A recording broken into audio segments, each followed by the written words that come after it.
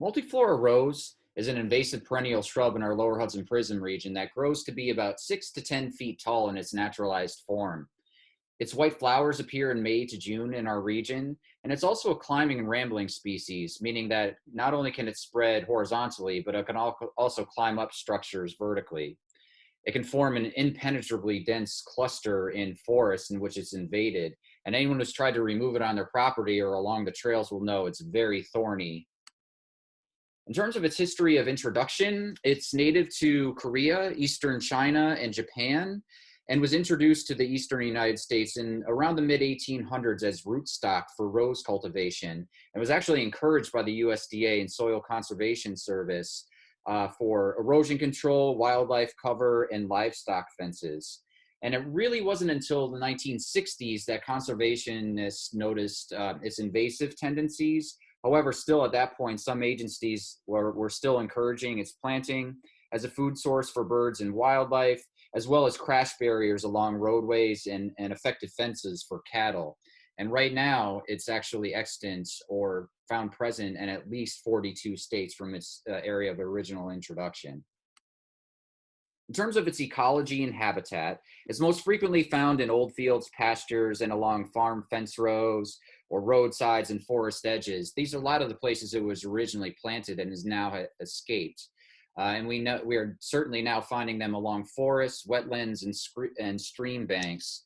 It tolerates a wide range of soil, light, and moisture conditions, though it thrives especially in high light situations with well-drained soils. It does provide nesting habitat, cover, and food for birds and mammals. It has persistent fruits on the plants that can actually last for quite a while on the plant, and so can be a nutritious food resource for birds like cedar waxwings, American robins, grouse, pheasants, and wild turkeys. These are common consumers, and as you can see in the picture here, bluebirds as well.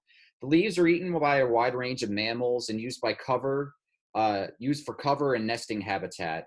For example, the New England cottontail, which is a species of concern in New York, does use it as cover in addition to pheasants and mice. Catbirds, for example, use Multiflora rose as a nesting habitat.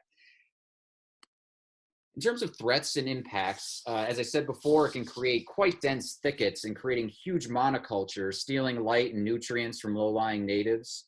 It can form impenetrable walls, which certainly impact hiking and recreation in areas that we're trying to get out and about and enjoy nature. It can really form these vast monocultures, which can make hiking and trail access difficult.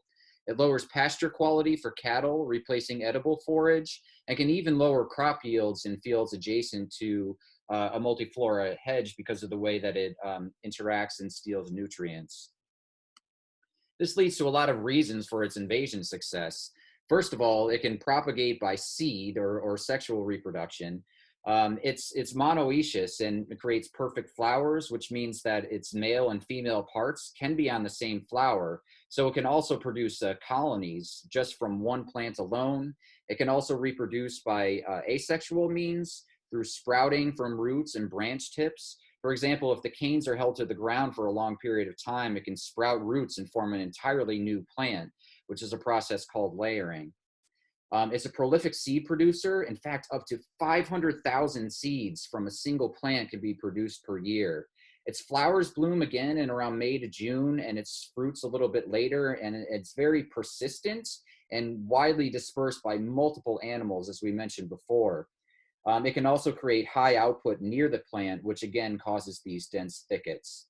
The seeds also remain viable for up to 15 to 20 years in some instances. And you can see the fruits here, they're sort of like oblong shaped and red, and also reproduction through the roots as well, as I mentioned. It also has early leaf out and late leaf loss, meaning it has a longer growing season relative to natives that it's out competing.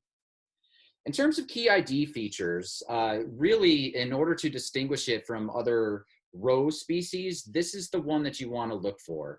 This is a stipule, or basically what a stipule is like a leaf-like appendage to a leaf, usually at the base of the leaf stalk. And as you can see, it's got these little hairs, this almost like fringe stipules to it. Carolina, Virginia, and swamp roses, which you might confuse it with, do not have this. So this is certainly the place place to look is in those fringe stipules there. It has compound leaves with toothed edges, and usually about 6 to 8 compound leaves, as you can leaflets, as you can see here, per compound leaf. It's got hooked thorns on it. As you can see in the picture here, it almost looks like the dorsal fin of a shark if you take a look at it, relative to some of the other thorny plants that you might see around. Its flowers, again, appear in May to June and are typically white versus, swamp Carolina and Virginia roses, which tend to be pink. And again, its red fruit is pretty conspicuous, almost like an oblong red fruit that animals will eat. So if you do want to see some variations in nature, be sure to check out our field ID guide to look at some of the variations you might see. But these are certainly the key ID features to be on the lookout for.